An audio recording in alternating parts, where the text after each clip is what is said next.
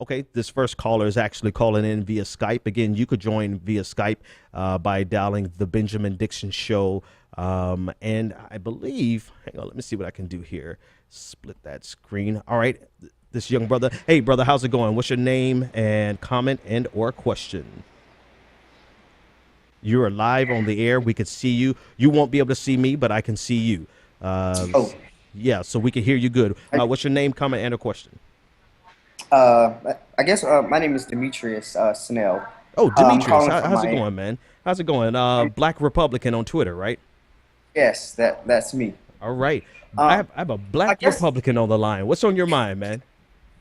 I wanted to ask, I guess, a question about the liberalism in the Democratic Party, and how do you feel about the way it's going? Because it seems like there's a bit of a split Hmm. the Democratic Party going on right now, kind of like how it is with the Republicans.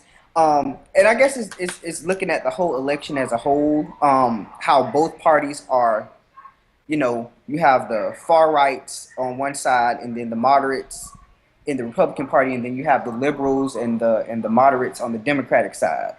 Hmm. And we're constantly starting to see like I guess a break between the two parties Yep. within themselves. Hmm. So I guess being that you are, a Democrat, how do you feel about that going on right now, and how do you think it will impact the election I mean, I can't going really. forward? I'll say I have previously, for many years, been a Democrat, so that's fair. I won't say whether or not I'm a Democrat now on actual paper. But anyway, to answer your question, the divide, right? You're essentially asking me about this division. It's funny you should ask that because the article that I just cited from Foreign Policy really is about so far. Like I've gotten 80% through way through it, but it's really about the realignment forces that is splitting the parties and how particularly the conservative side of the equation is courting white nationalism and how that in itself becomes a threat to the party as well as to the establishment and the elites. And to be fair, the author said that there are some of those similar forces on the left, but he really pointed it out on the right. In terms of just feeling, I don't really have any feeling about it, but just in general observation, this is something that I've been seeing coming a long way down the road. Right when we saw the kind of traction that Donald Trump was getting on the right, and the willingness of global and I'm sorry, national elites to be willing to walk away from the Republican Party to oppose Donald Trump and then willing to walk into the arms of Hillary Clinton. I knew that the every action is equal opposite reaction. I knew the opposite reaction would push and divide Democrats. So Donald Trump has had an effect on the Democratic side of the equation as well. In addition to people just being in opposition to Hillary Clinton in general, there's a lot of people who are saying now, if Hillary Clinton is this welcoming or this attractive to Republicans that they can leave the Republican Party and go to her in opposition to Donald Trump, then she's clearly not a progressive. And she's clearly not someone that we want to support. So Donald Trump and Hillary Clinton have both served to expose a division that has been in both parties for a very long time. I think I want to flip the question back on you before I take this next caller and say, what are you thinking as a black Republican with somebody like Donald Trump, who's polling at 1% amongst African Americans, and the fact that he has white nationalists, he has Klansmen, he has like neo-fascists. All jokes aside, no hyperbole. He has this kind of support. What are you gonna do as a black Republican?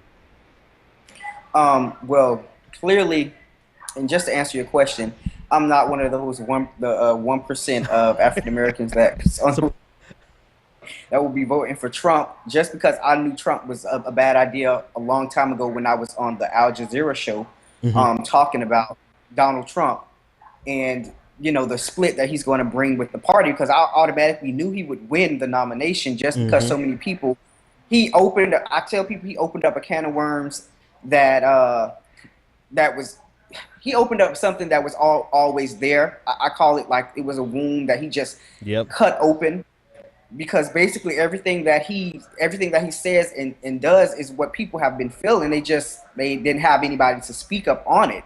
Mm. And with the Republican Party, the reason why so many people are so adamant to just go vote for Hillary is because no one wants to be associated with that type of rhetoric Right. coming from coming from Donald Trump. I mean, I look at the things he said. I just scratch my head. I'm looking like Mm-hmm. the things that he say.